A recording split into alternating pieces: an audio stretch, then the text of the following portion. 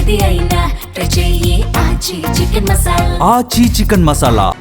పొదుపు నాడు, ఎస్, మామూలుగా మహానాడు అంటే టీడీపీ శ్రేణులకు పెద్ద పండగ. నెవర్ బిఫోర్ అనేలా ఈసారి మహానాడు నిర్వహించబోతూ ఉన్నారు.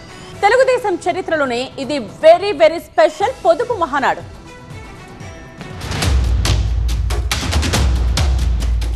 నెల్లూరులో తలపెట్టిన తెలుగుదేశం మహానాడు రద్దయింది. షెడ్యూల్ ప్రకారం వేడుక జరుగుతుంది, కానీ వేదిక మారింది. ఈసారి మహానాడును ఆన్లైన్లో నిర్వహించాలని నిర్ణయించడం విశేషం. రా కదలిరా అనగానే తెలుగుదేశం నేతలు కార్యకర్తలు వెల్లువలా తరలివచ్చే వేడుక మహానాడు. గతేడాది కడపలో మహానాడును ఘనంగా నిర్వహించారు. అంతకన్నా మించే అనేలా ఈసారి నెల్లూరులో 27, 28, 29 3 రోజుల్లో మహానాడు వేడుకను నిర్వహించాలని నిర్ణయించారు. భారీ బహిరంగ సభకు ప్లాన్ చేశారు. అందుకోసం ఏర్పాట్లు మొదలుపెట్టారు. కమిటీలను కూడా వేశారు. ఈ యొక్క మహానాడుని గతంలో ఎప్పుడూ లేని విధంగా దీన్ని సక్సెస్ చేయాలని నెల్లూరు పార్లమెంటు సభ్యులందరూ అందరూ ఒకే యొక్క మనస్తత్వంతో ఈరోజు అందరినీ కోఆర్డినేట్ చేసుకుని ముందుకు సక్సెస్ చేయడం జరుగుతుంది.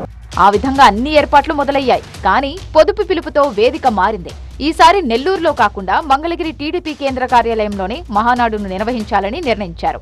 3 రోజులు కాకుండా 27, 28 తేదీల్లో హైబ్రిడ్ విధానంలో మహానాడు నిర్వహించనున్నారు. పార్టీ ముఖ్య నేతలు ప్రత్యక్షంగా, మంత్రులు, ఎంపీలు, ఎమ్మెల్యేలు ఆన్లైన్లో మహానాడు వేడుకలో పాల్గొంటారు. 1848 క్లస్టర్ల పరిధిలోని నాయకులు, కార్యకర్తలు కూడా వర్చువల్ గా హాజరవుతారు. ప్రధాని నరేంద్ర మోదీ పిలుపుతో ఇప్పటికే ఇంధన పొదుపులో భాగంగా కాన్వాయ్లో వాహనాల సంఖ్యను తగ్గించారు. పొదుపు చర్యలపై త్వరలోనే కార్యాచరణ ప్రకటిస్తామన్నారు చంద్రబాబు. మహానాడును ఆన్లైన్లో నిర్వహించాలని తీసుకోవడం కూడా పొదుపు చర్యల్లో భాగమే అని చర్చ జరుగుతోంది. అధినేత నిర్ణయాన్ని పార్టీ వర్గాలు స్వాగతించాయి, హర్షించాయి. ముఖ్యమంత్రి చంద్రబాబు స్ఫూర్తిగా టీడీపీ నేతలు కార్లలో కాకుండా ఎలక్ట్రిక్ బైకులపై ప్రయాణిస్తున్నారు.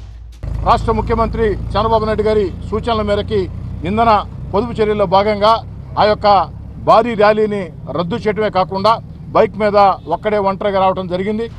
తెలుగుదేశం పార్టీకి మహానాడు అంటే ఒక పెద్ద పండుగలా భావిస్తారు. అలాంటి కార్యక్రమాన్ని పరిమితంగా నిర్వహించడం ద్వారా ప్రస్తుత పరిస్థితుల్లో ప్రాధాన్యం ప్రజలకే, దేశ ప్రయోజనాలకే అన్న స్పష్టమైన సంకేతాన్ని సీఎం ఇస్తున్నట్టుగా పార్టీ అధికార వర్గాలు భావిస్తున్నాయి.